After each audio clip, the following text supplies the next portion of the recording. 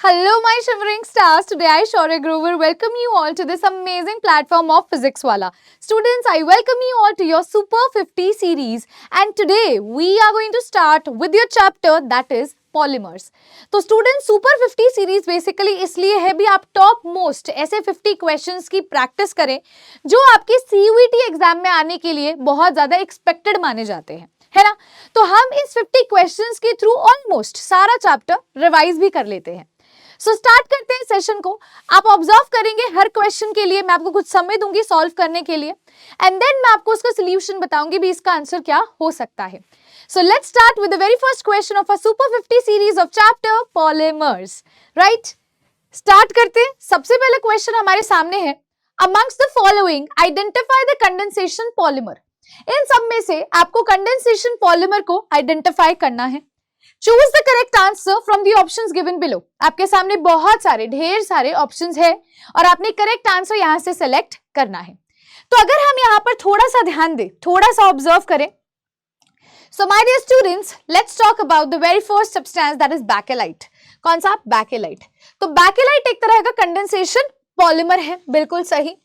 बात करते हैं हम टेफ्लिन की। सो Teflon is not a condensation polymer, ये एक एडिशन पॉलीमर है। फिर बात करते हैं मेलामाइन फॉर्मेल्डिहाइड रेजिन की। तो ये भी आपका एक कंडेंसेशन पॉलीमर की कैटेगरी में फॉल करता है। बेसिकली एक तरह से कंडेंसेशन पॉलीमर में ये भी कह सकते हो कि ऐसा पॉलीमर जिसको जब आप कंबाइन कर रहे हो तो कुछ ना कुछ मॉलिक्यूल रिमूव हो रहा है, कुछ ना कुछ लिबरेट आउट हो रहा है एक पॉलीमर के बनने से, है ना जी। अब अगर आप यहाँ पे थोड़ा सा ध्यान दो तो नाइलॉन 2 नाइलॉन 6 की अगर हम बात करते हैं तो ये भी एक कंडेंसेशन पॉलीमर है। जबकि अगर मैं बात करती हूँ ब्यूना एस की तो ये नहीं है ना। तो हमारा ए सी एंड डी तीनों ही कंडेंसेशन पॉलीमराइजेशन आते हैं। Hence answer option number B हमारा यहां से करेक्ट स्टेटमेंट हो जाएगी। ये हमारा आज की क्लास का क्वेश्चन नंबर फर्स्ट था। Let's move on to question number second. Question number second कहता है the monomers of terylene are. Terylene के क्या दो मोनोमर्स है among the following options that is given over here, right. Terylene बनता है ethylene glycol से और टेरेप्थेलिक एसिड से। किससे? इथाइलिन ग्लाइकोल से और टेरेप्थेलिक एसिड से। अब ये कैसा दिखता है? देखिए आप सभी अगर यहाँ पे ऑप्शंस को थोड़ा सा ऑब्जर्व करते हो, सो इथाइलिन ग्लाइकोल होता है CH2 single bond CH2OH, CH2OH single bond CH2OH, और टेरेप्थेलिक एसिड होता है बेंजीन रिंग के दोनों तरफ आपका क्या लगा है? COH ग्रुप लगा हुआ है, ठीक है। तो बेसिकली होगा क्या, यहाँ से OH और यहाँ से हाइड्रोजन लिबरेट आउट होगा और देखिए आपको किस तरीके का दिखेगा ये।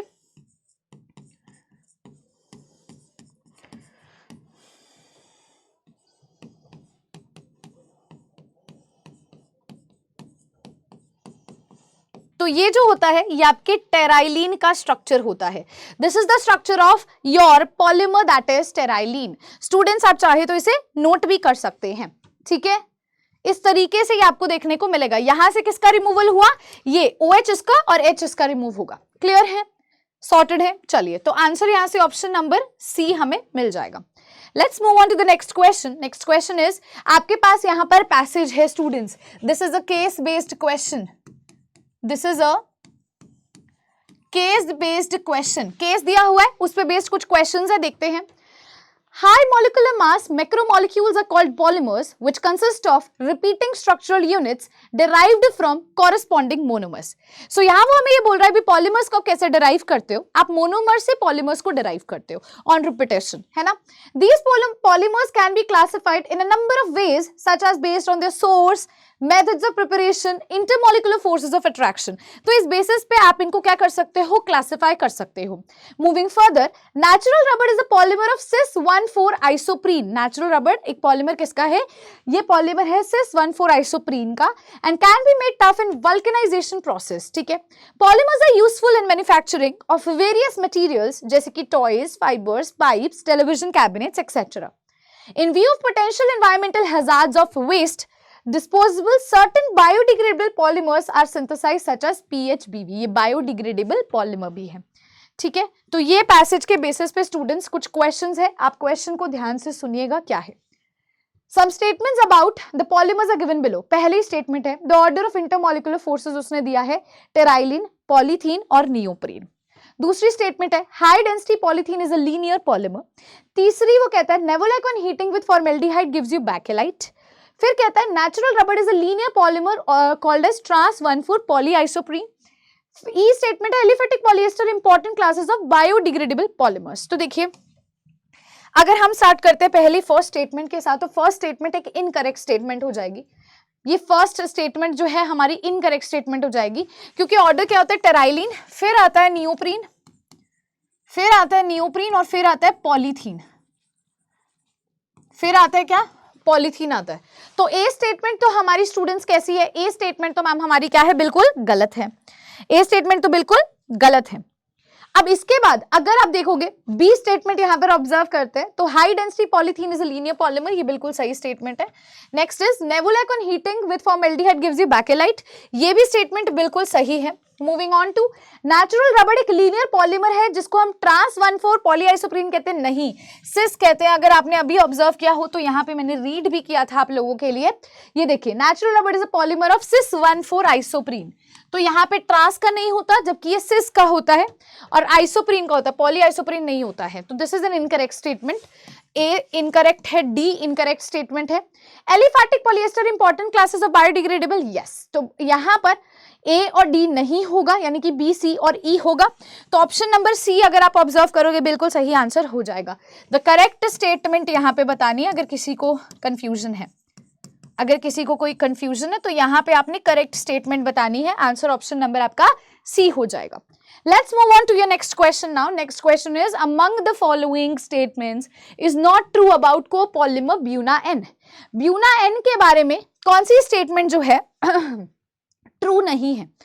वो कहते हैं it contains cyano group, it is used in the manufacture of unbreakable crockery, it is a copolymer of 1,3-butadiene acrylonitrile and last it is an example of synthetic rubber. तो देखिए इसकी स्टेटमेंट पहले ब्यूना एन का बनाए, structure बनाते कैसे, बना करके देखिए पहले। चलिए अब मेरी बात ध्यान से सुनिएगा, यहाँ पर हमें पता है ये बनता है किससे, ब्यूटा 1,3-डाइईन से बनता है, यानी कि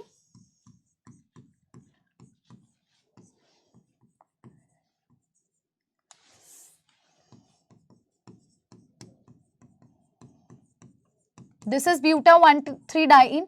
इसकी रिएक्शन आप किसके साथ करवाते हैं, एक्राइलोनाइट्राइल के साथ कराते हैं।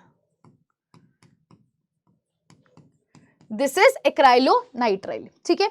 अब यहाँ पे ब्यूना एन कैसे बनता है, ध्यान दीजिएगा, ध्यान दीजिएगा। ये CH2 डबल का हो जाएगा सिंगल बॉन्ड, सिंगल का हो जाएगा डबल, फिर डबल है इसका सिंगल बॉन्ड हो जाएगा। आफ्टर दैट यहाँ पे भी ये डबल का सिंगल बॉन्ड और इस पे क्या लगा है, CN लगा, एंड दिस गोज ऑन। तो ये आपका किसका स्ट्रक्चर है, ब्यूना एन का स्ट्रक्चर है। यानी कि ये जो स्टेटमेंट है it is a copolymer of one three butadiene and acrylonitrile, भाई ये तो बिल्कुल सही स्टेटमेंट है, it is a correct statement, ये आपकी एक करेक्ट स्टेटमेंट है। फिर it is an example of synthetic rubber, this is also an correct statement, ये भी एक करेक्ट स्टेटमेंट है। Coming on to it contain cyano group, हाँ जी ये CN ग्रुप कंटेन करता है। साइनो ग्रुप का मतलब क्या हुआ, कैसा ग्रुप होना, CN ग्रुप होना। तो है इसमें एक साइनो ग्रुप, बिल्कुल है मैम इसमें एक साइनो ग्रुप, पर अब गलती कहाँ आती है, बोलो, क्या ये अनब्रेकेबल क्रॉकरी के मैन्युफैक्चर में यूज होता है, नहीं, this is the wrong statement. तो आंसर यहाँ से क्या होगा, ऑप्शन नंबर बी हो जाएगा, because this is the incorrect statement. ठीक है, चलें अगले क्वेश्चन पे देखते हैं। मैच द फॉलोइंग है, आपने यहाँ पे सब कुछ मैच करना है, choose the correct answers of the above options जो आपको यहाँ पर दे रखे हैं। हर किसी के बेटा यूजेस के बेसिस पे आपको गिवन है, यूजेस के बेसिस पे आपको गिवन है। स्टार्ट करते हैं देखना, पॉलीप्रीन की बात करते हैं। किसकी बात कर रहे हैं, पॉलीप्रीन की, पॉलीविनाइल क्लोराइड जिसको हम PVC भी बोलते हैं। ग्लिप्टल आ गया और फिर क्या आता है, बैकेलाइट आता है। ठीक है, पॉलीप्रीन जो है रोप्स, टॉयज और इनकी मैन्युफैक्चरिंग में यूज होता है। तो ए का तो थर्ड आ जाएगा, ए का तो थर्ड आ जाएगा, ए का थर्ड यहाँ है और ए का थर्ड यहाँ पे है। अब इसके बाद अगर आप थोड़ा ध्यान दो तो पॉलीविनाइल क्लोराइड आप रेनकोट्स और हैंडबैग्स और इन सब के लिए करते हो, ठीक है, तो इसका फोर्थ आ जाएगा, फोर्थ आ जाएगा। अच्छा, उसके बाद आता है ग्लिप्टल। ग्लिप्टल जो है बेसिकली पेंट्स और लिक्विड्स के लिए यूज होता है, और डी जो है बैकेलाइट जो है वो कॉम्स और इसके लिए यूज होता है। तो ऑप्शन नंबर ए और बी बेसिकली सेम ही है, अगर आप थोड़ा सा यहाँ पे देखोगे तो ए और बी सेम ही है, ठीक है, तो कोई भी आंसर आप यहाँ पे करेक्ट कर सकते हैं, ठीक है। अगले क्वेश्चन पे प्रोसीड करते हुए अगेन मैच द फॉलोइंग है, करेक्ट स्टेटमेंट को यहाँ पे आपने मैच करना है। अभी हमने किया है ब्यूना एन का, तो ये तो फटाफट से आप बता सकते हो, है ना, ठीक है, ये तो फटाफट से बता सकते हो। देखो ब्यूना एन हमने कैसे बनाया, 1,3-ब्यूटाडाइईन से बनाया और एक राइलोनाइट्राइल से, यानी कि डी का तो फर्स्ट है, डी का फर्स्ट है, डी का फर्स्ट है, डी का फर्स्ट है, तो ये तो हमारा रॉन्ग हो जाएगा, ये तो हमारा रॉन्ग हो जाएगा। अच्छा, अब उसके पास आपके पास बचता है बैकेलाइट, ग्लिप्टल बचता है, नाइलॉन 2, नाइलॉन 6 बचता है। अब आप सोच समझ के इसको देखिए, आप किससे क्या बना सकते हो, क्या कौन सा पॉलीमर आप ऑब्टेन कर सकते हो, दिमाग यहाँ पर अब आपको लगाना पड़ेगा, ठीक है। अब देखो बैकेलाइट की बात करते हैं, तो बैकेलाइट बनता है जब फिनोल और फॉर्मेल्डिहाइड की रिएक्शन कराते हो, ठीक है, तब बनता है नेवोलैक बैकेलाइट, ठीक है। इसके बाद यानी कि फर्स्ट का ए का तो क्या है, फोर्थ है, तो ऑब्वियसली बी का क्या होगा, थर्ड होगा, ग्लिप्टल इससे बनेगा, और सी का सेकंड हो जाएगा, ठीक है, सॉर्टेड है। ऑप्शन नंबर कौन सा सही होगा आपका, ए ऑप्शन सही हो जाएगा। Moving on to your next question, which of the following polymer is prepared by using monomers ethylene glycol and phthalic acid. बोलो भाई, अभी तो करा है, इथाइलिन ग्लाइकोल और थैलिक एसिड का इस्तेमाल करते हुए, इसको ऐसे कर लेना, CH2OH, CH2OH। बेटा इसके साथ कौन सा आप लोगे, देखो अभी तो किया था,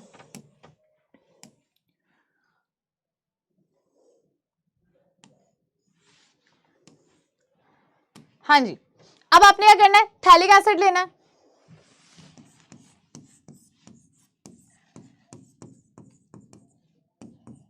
बोलो बना लेंगे, बोलिए कर लेंगे स्ट्रक्चर को, हाँ जी कर लेंगे ना स्ट्रक्चर को, इजी है ना, ये तो हो जाएगा, वाटर ही तो निकालना है, इसका OH और इसका एक H ऐसे निकलेगा, तो यहां से बनेगा ग्लिप्टल, क्या बनेगा, ग्लिप्टल बन जाएगा, ऑप्शन नंबर सी सही हो जाएगा, क्या बन जाएगा, ग्लिप्टल बन जाएगा, ऑप्शन नंबर सी सही हो जाएगा, ठीक है। इसे नोट करेंगे सभी स्टूडेंट्स, फिर हम आगे चलते हैं, इसे सभी स्टूडेंट्स नोट करिए, फिर हम आगे चलते हैं।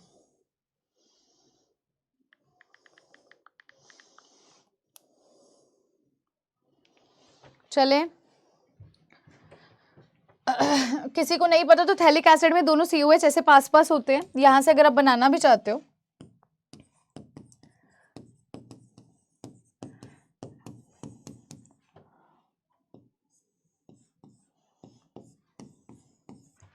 तो यहां से ऐसे निकलेगा C+O, ठीक है, क्योंकि इसका ये फर्दर आगे कनेक्टेड होगा, मतलब इसको आप ऐसे शो कर सकते हो, ऐसे करके, ठीक है, एंड सो ऑन, तो ग्लिप्टल बन जाएगा, ऑप्शन नंबर सी आपका यहां से सही हो जाएगा। चलें आगे, चलिए अगला केस देखते हैं।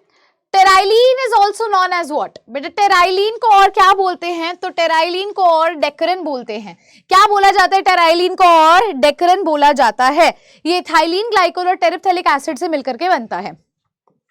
अगला क्वेश्चन आता है, the weakest intermolecular forces are present in, सबसे वीक इंटरमॉलिक्यूलर फोर्सेस कहाँ होती हैं, नियोप्रीन में, नाइलॉन 66 में, PVC में या पॉलीस्टाइरीन में, क्या लगता है स्टूडेंट्स, क्या लगता है मैम, नियोप्रीन में सबसे वीकेस्ट इंटरमॉलिक्यूलर फोर्सेस होती हैं।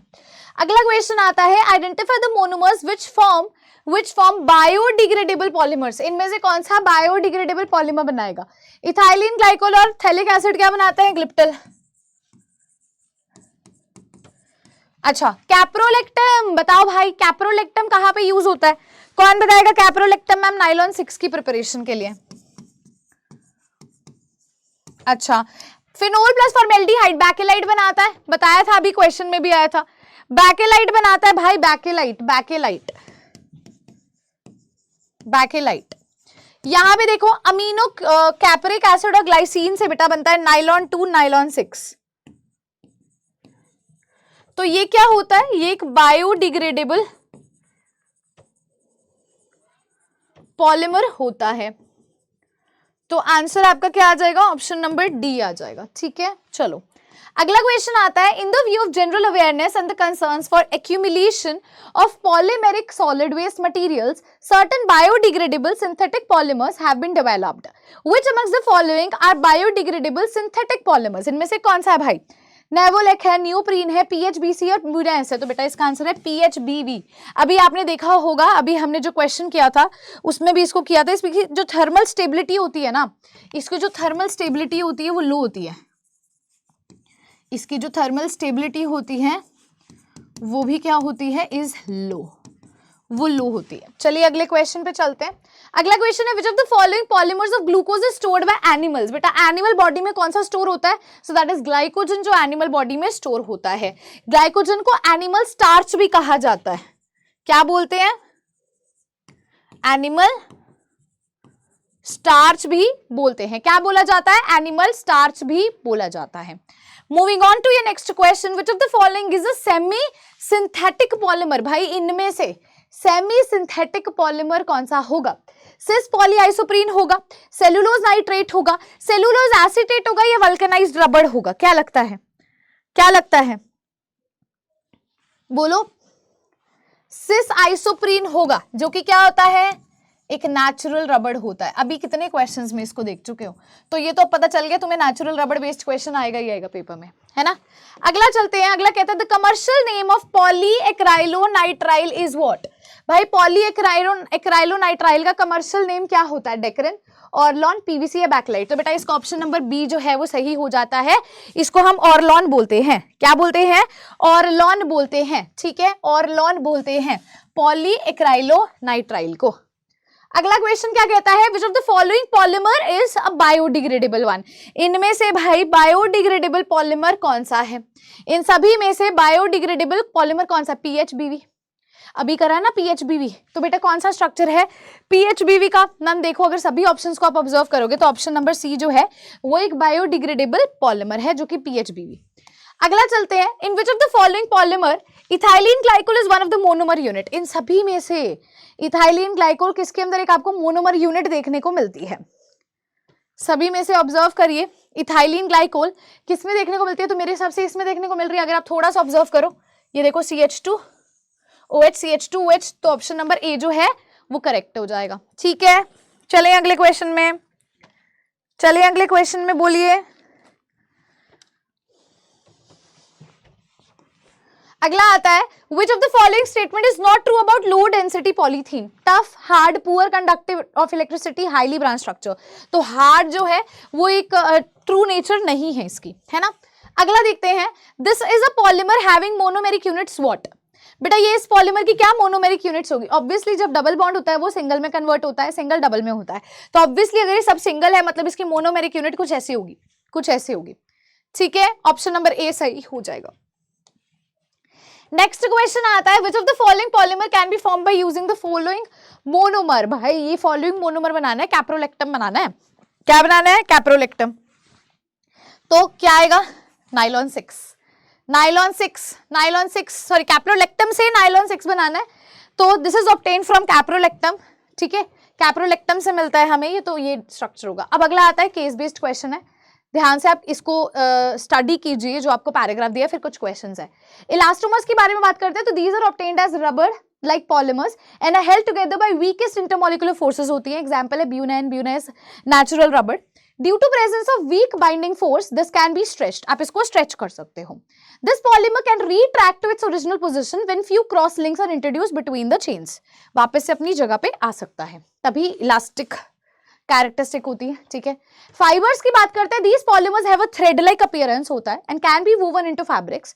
These are used to make clothes, ropes, net. In fibres strong intermolecular forces present होते हैं, इनको क्रिस्टलाइन होते हैं नेचर में, फिक्स्ड रेगुलर अरेंजमेंट होती है। Then comes your thermoplastic। क्या बोलते हैं बेटा? thermoplastic। These are linear polymers that contain weak van der Waals forces होती है इनमें।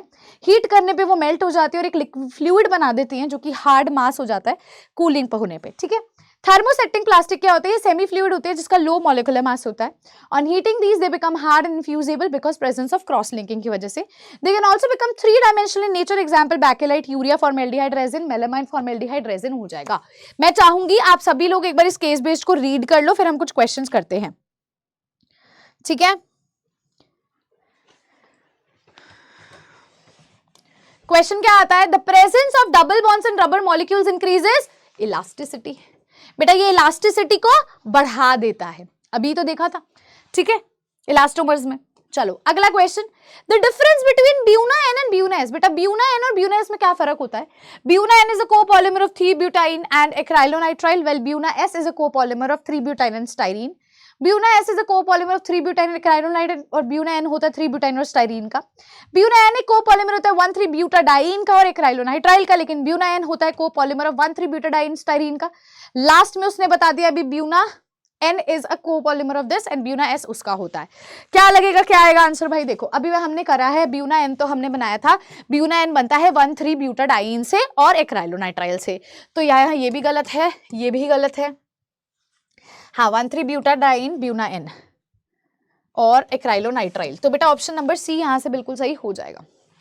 Moving on to your next question, bakelite is an example of. Bakelite इनमें से किसका एग्जांपल है? इलास्टोमर, फाइबर, थर्मोप्लास्टिक या थर्मोसेटिंग। अभी बताया था थर्मोसेटिंग का। देखो थर्मोसेटिंग प्लास्टिक का एग्जांपल क्या है? बैकेलाइट है। क्या है? बैकेलाइट है। तो आंसर क्या आ जाएगा? Thermosetting plastic. Let's move on to the next question. ठीक है, चलो अगला क्वेश्चन है, which of the following is not example of रबड़।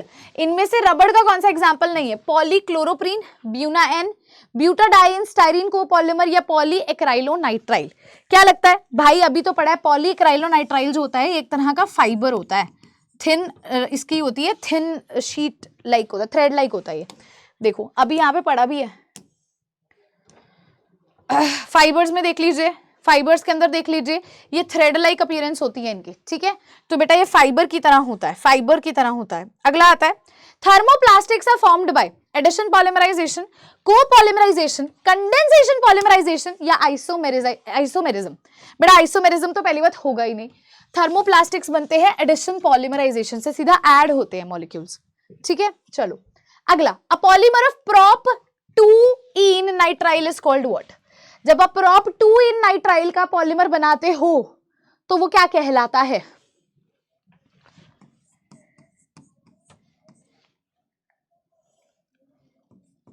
यही होगा भाई। इसका जब तुम पॉलीमर बनाते हो तो क्या बनता है? टेफ्लन तो नहीं बनता है मैम, टेफ्लन तो नहीं बनता है मैम। अब बताओ ऑरलॉन बनता है कि नहीं बनता है? ऑरलॉन बनता है कि नहीं बनता है?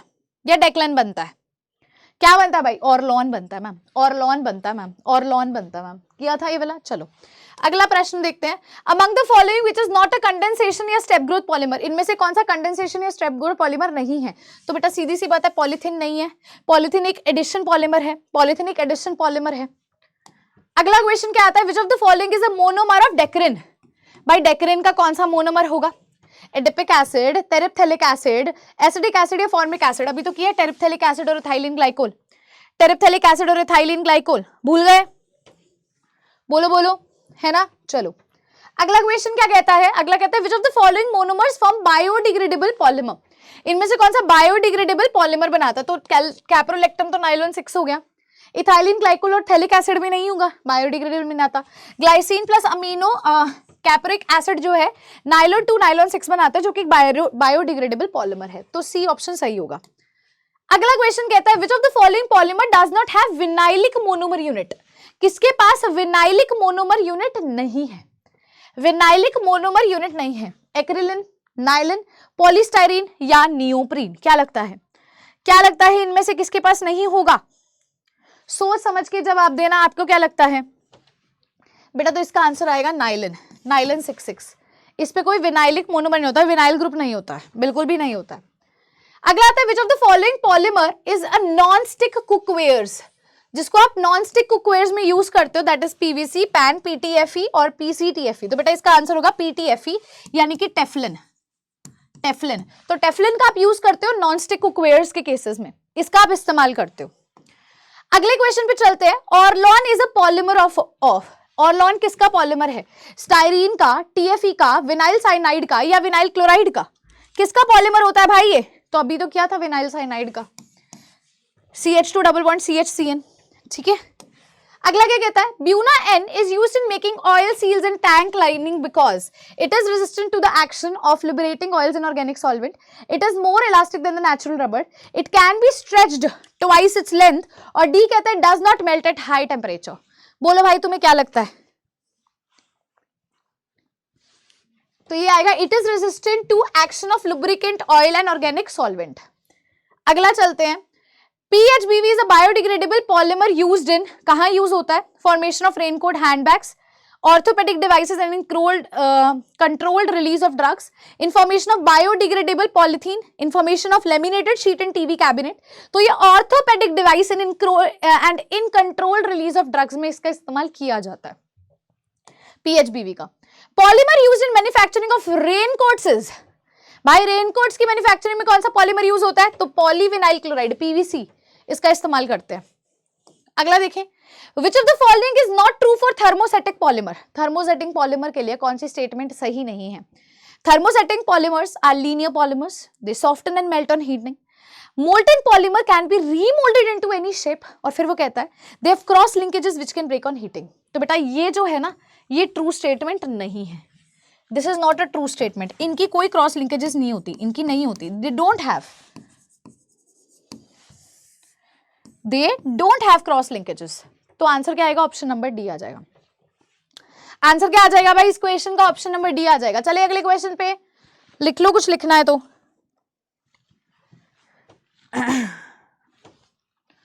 चलें, अगला आता है, which of the following are thermosetting polymer. इनमें से कौन सा थर्मोसेटिंग पॉलीमर है? सॉरी, थर्मोप्लास्टिक पॉलीमर है। तो अभी हमने किया है, देखोगे अगर आप एक वो वाला हमारा जो पैराग्राफ था उसको अगर आप देखो तो थर्मोप्लास्टिक पॉलीमर्स के अंदर हमने बताया था थर्मोप्लास्टिक ये रहा, ठीक है। थर्मोप्लास्टिक पॉलीमर्स में क्या होता है? ये वीक वंडरफुल फोर्सेस कंटेन करती हैं, ठीक है। तो यहां पर वापस से आते हैं हमारे प्रश्न पर, हमारे क्वेश्चन पर वापस से आते हुए, तो इनमें से कौन सा थर्मोप्लास्टिक पॉलीमर है? तो पॉलीथीन, पॉलीस्टाइरीन और पॉलीविनाइल, ये क्या है? थर्मोप्लास्टिक पॉलीमर आपके हो जाएंगे। अगले क्वेश्चन पे चलते हैं, which of the following is not a characteristic of thermosetting polymer. अब वो थर्मोसेटिंग पॉलीमर की कैरेक्टरिस्टिक पूछ रहे हैं, थर्मोसेटिंग की। लीनियर और slightly branch long polymer chain, heavily branch and cross linking, become infusible on moulding, can not be remoulded और reuse. तो बेटा यहाँ पर ये स्टेटमेंट जो है इसकी कैरेक्टरिस्टिक नहीं है, क्योंकि ये हाईली ब्रांच और क्रॉस लिंकिंग होते हैं, तो लीनियर या स्ट्रेट ब्रांच नहीं होती है, ठीक है। अगला क्वेश्चन क्या कहता है? Bakelite is an example of. Bakelite किसका एग्जाम्पल है? इलास्टोमर का एग्जाम्पल है, फाइबर का एग्जाम्पल है, थर्मोप्लास्टिक का एग्जाम्पल है, थर्मोसेटिंग का एग्जाम्पल है। तो अभी हमने पढ़ा था किसका एग्जाम्पल होता है? थर्मोसेटिंग का। अभी ये क्वेश्चन देख करके हटे थे, आपको याद है वो पैराग्राफ वाला, वो पैसेज वाला, वही तो है, वही तो करना है। चलो अगला क्वेश्चन देखते हैं, यहाँ पे क्या कहता है? Match the column 1 and column 2 and mark the appropriate choice. बेटा इनको मैच करना है आपने, मैच करना है आपने और एप्रोप्रिएट चॉइस बतानी है। पीवीसी है, कंडेंसेशन ऑफ पॉलीमर है, पॉलीसेकेराइड है, इलास्टोमर है। सोच समझ के इस मैच द फॉलोइंग का जवाब देना मुझे। देखो पीवीसी की बात करते तो पीवीसी आपका एक थर्मोप्लास्टिक है, यू नो दैट। ए का सेकंड आएगा, लो तो आंसर हमें सीधा मिल गया option number A. Condensation polymer dacron, polysaccharide वो कहता है, पॉलीसेकेराइड तो नहीं होगा यहाँ पे, ये मेरे हिसाब से कोई टाइपिंग मिस्टेक है, ठीक है। इलास्टोमर की बात करते तो रबड़ है ना, ये तो गलत कुछ लिखा है, ठीक है। चलिए ए ऑप्शन सही होगा। Moving on to next question, during addition polymerisation of ethene molecule, जब आप इथीन मॉलिक्यूल को ऐड करते हो, the initiator like benzoyl peroxide, acetyl peroxide, tertiary butyl peroxide etcetera are added. इनका फंक्शन क्या होता है? भाई ये क्या करते हैं, क्या करते हैं? इंश्योर करते हैं anti Markovnikov of addition molecule का ताकि पॉलीमर बने, केटाइन देते हैं ड्यूरिंग रिएक्शन जो जॉइन टुगेदर करके बिगर मॉलिक्यूल बनाते हैं, डिक्रीज करते हैं टेम्परेचर रिएक्शन मिक्सचर का, या फिर जनरेट करते हैं फ्री रेडिकल जो कि मोनोमर में ऐड हो जाएगा। तो आंसर आएगा भी ये जनरेट करते हैं बेटा जी फ्री रेडिकल। फ्री रेडिकल क्या करते हैं आपका? जनरेट कर देते हैं, जनरेट कर देते हैं, ठीक है। अगला लो डेंसिटी पॉलीथीन जिसको एलडीपी भी बोलते हैं is used in the insulation of electricity, carrying wires and manufacture of flexible pipes and squeeze bottle because क्यों? क्योंकि ये टफ होते हैं, हार्ड होते हैं, रिजिड होते हैं। It is chemically inert, tough, flexible, poor conductor of electricity. It is very tough, good conductor of electricity and flexible. It is chemically inert, very soft, water absorbent and poor conductor. तो इसका answer आएगा B. B chemically inert भी होते हैं, tough भी होते हैं, flexible भी होते हैं और पुअर कंडक्टर भी होते हैं आपके इलेक्ट्रिसिटी का। लिख ले।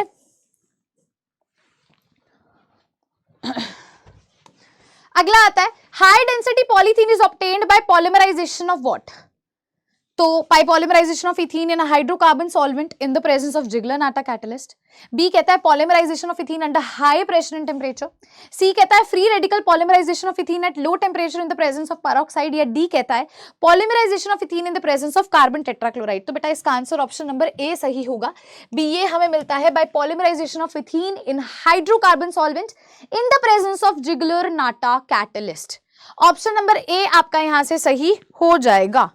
ठीक है, चलें आगे। अगला क्या कहता है, which of the following is not true about high density polythene. भाई हाई डेंसिटी पॉलीथीन के लिए कौन सी स्टेटमेंट सही नहीं है? टफ है, हार्ड है, ठीक है, इनर्ट है, हाईली ब्रांच्ड है। तो हाईली ब्रांच्ड स्टेटमेंट जो है मैम वो गलत हो जाएगी, गलत हो जाएगी।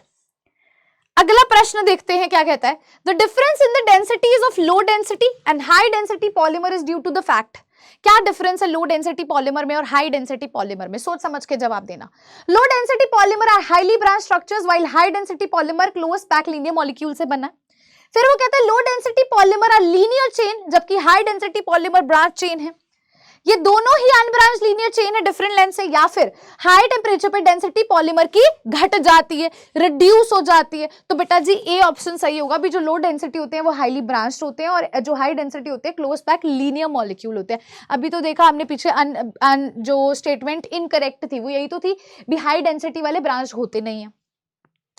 अगला देखते हैं, अगला देखते हैं, which of the following biodegradable polymer is used for stitches और फॉर पोस्ट ऑपरेटिव स्टिचेस। जो ऑपरेशन के बाद स्टिचेस लगते हैं बेटा उसमें किसको यूज करते हैं? तो नायलॉन 2 नायलॉन 6 का इस्तेमाल किया जाता है। लिख लिया, ठीक है। अगला देखते हैं, which of the following is are biodegradable synthetic polymer. इनमें से कौन से बायोडिग्रेडेबल सिंथेटिक पॉलीमर है? Polyester, PHBV, nylon 2 nylon 6। तो बेटा सभी हैं, ये सभी ही हैं, सभी ही हैं, ठीक है। अगला देखते हैं, the monomer of biodegradable polymer nylon 2 nylon 6। अरे अभी तो किया था glycine and amino caproic oxide, sorry acid. ये जो क्वेश्चन है ना, ये देखो कितनी दफा आ गया भाई, कितनी दफा आ गया, कितनी दफा आ गया है बायोडिग्रेडेबल पॉलीमर नायलॉन 2 नायलॉन 6 के बारे में। अगला क्वेश्चन आता है, glyptal polymer is obtained by the following monomer. भाई ग्लिप्टल को कैसे ऑब्टेन करते हो, कैसे ऑब्टेन करते हो? अभी तो क्या मैम थैलिक एसिड और इथाइलिन ग्लाइकोल से करते हैं, थैलिक एसिड और इथाइलिन ग्लाइकोल से करते हैं। अगला क्वेश्चन कहता है, mark the incorrect use of polymer. इनमें से इनकरेक्ट यूज को मार्क करना है, इनकरेक्ट यूज को मार्क करना है। High density bucket pipes polythene के लिए यूज होता है, नायलॉन 66 रोप ब्रिस्टल्स और ब्रशेस के लिए यूज होता है, ऑर्लॉन सिंथेटिक वूल कारपेट्स के लिए यूज होता है और ग्लिप्टल इलेक्ट्रिकल स्विचेस और कॉम्स के लिए यूज होता है। तो बेटा ये गलत है, ग्लिप्टिकल इलेक्ट्रिकल स्विचेस और कॉम्स के लिए यूज नहीं होता है। This is your incorrect statement. ठीक है, सॉर्टेड है। So students, this was all about your chapter polymer. Polymer एक थ्योरेटिकल चैप्टर है, बड़ा छोटा सा चैप्टर है, क्वेश्चंस बहुत ही डायरेक्टली आते हैं अगर आपने देखा होगा। सो इस थ्योरेटिकल चैप्टर के अंदर आपके लिए प्रेफरेंस, मैं आपको मतलब प्रेफरेंस तो नहीं कहेंगे, मैं सजेशन कहना चाहूंगी भी यही है बेटा, एनसीईआरटी बुक को अपने एक रेफरेंस लेकर चलो, एनसीईआरटी बुक की सारी रीडिंग कर डालो पॉलीमर चैप्टर में से। सो डायरेक्टली आप क्वेश्चन सॉल्व कर पाओगे और आपका मैं ये कहूंगी ये जो पार्ट है आपको बहुत स्कोरिंग है, बहुत इजीली मार्क्स भी दिलवा पाएगा। तो एनसीईआरटी बुक रीडिंग इस चैप्टर की जरूर कीजिएगा। This was all about our today session for super 50 class and this concludes our chapter polymer. So हमने 50 क्वेश्चंस कंप्लीट कर लिया। अब आपका काम क्या होना चाहिए, एनसीईआरटी रीडिंग करना। कोई क्वेश्चन में डाउट आता तो एक बार एनसीईआरटी की रीडिंग कर लो, सारे डाउट तुम्हारे क्लियर हो जाएंगे। पॉलीमर में जितने ज्यादा आप स्ट्रक्चर्स ड्रॉ करोगे ना, उतनी ज्यादा आपके लिए ये चैप्टर इजी बनता जाएगा। सो इट्स बेटर भी आप मोनोमर और पॉलीमर एक ऐसे चार्ट बना लो इस चैप्टर के लिए, ताकि आपका काम और भी आसान हो जाए। अब स्टूडेंट्स हम मिलेंगे अगले चैप्टर के अंदर, तब तक के लिए हंसते रहिए, मुस्कुराते रहिए। Thank you so much and take care of yourself.